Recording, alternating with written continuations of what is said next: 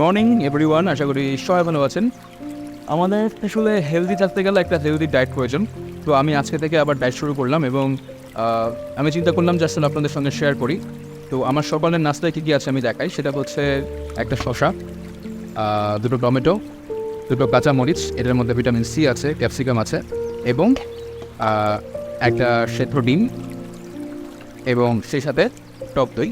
তো এগুলোকে আমি এখন হচ্ছে মিক্সিং করব। সেই কীভাবে মিক্সিং করি সেটা আপনাদেরকে দেখাবো আমি।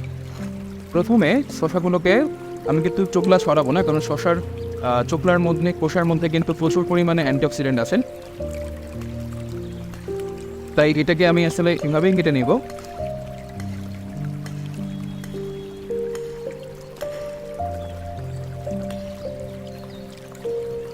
এরপরে আমি টমেটোগুলোকে কেটে নেব।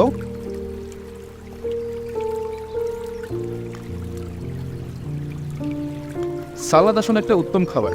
হ্যাঁ, আপনি যত কিছুই খান, আমার কাছে মনে হয় যে স্যালাদের মধ্যে আসলে ভালো খাবার হতেই পারে না।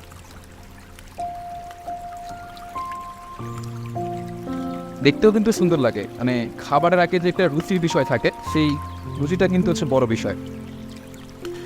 তো সুস্থ থাকতে গেলে আসলে স্বাস্থ্যকর খাবারের কোনো বিকল্পই নেই। তৈরি হয়ে গেছে আমার সকালের নাস্তার মেনু, ডিম। এবার আমি এর মধ্যে টক দই মিক্স করে নিই, তাহলে এটার স্বাদ আসলে অনেক ভালো লাগবে। মানে এমনিতে এগুলো খেতে ভালো লাগবে না। টক দই কিন্তু একটা অনেক হেলদি খাবার। হ্যাঁ, টক দই আসলে দেখতেও মানে ভালো লাগে, যে এর মধ্যে দেখতে খেতেও সেটা আসলে স্বাদ না, কিন্তু যখন আপনি এগুলোর মধ্যে মানে মিক্স করে খাবেন তখন কিন্তু আসলে দেখতে ভালো লাগবে, ইভেন খেতেও অতটা খারাপ লাগবে না। তো আমি এখন মিক্স করে নিচ্ছি আমার টক দইয়ের সাথে সালাদগুলো ভালো করে।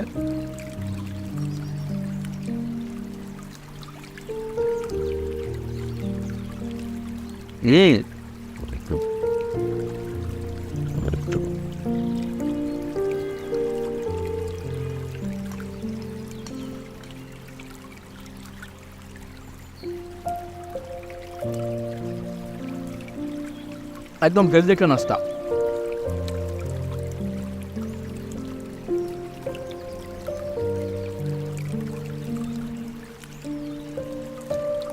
এবং এটা আপনাকে অনেকক্ষণ হাইড্রেটেড রাখবে।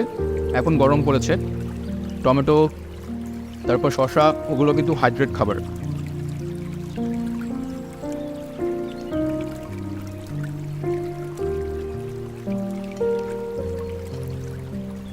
তো আজকে থেকে আমি আমার ডায়েট শুরু করলাম এবং আমি আমার প্রত্যেকটা ডায়েটের কী খাচ্ছি, আমি কতটুকু খাচ্ছি, এটা আপনাদের সঙ্গে আমি শেয়ার করব। সো ভিডিওটি ভালো লাগে থাকলে আমার সঙ্গে থাকবেন এবং আপনারাও চাইলে আপনাদের ডায়েট রেসিপি বলেন বা কী খাচ্ছেন সেটা আমার সঙ্গে শেয়ার করতে পারেন। সো শুভ সকাল, ভালো থাকবেন, টাটা।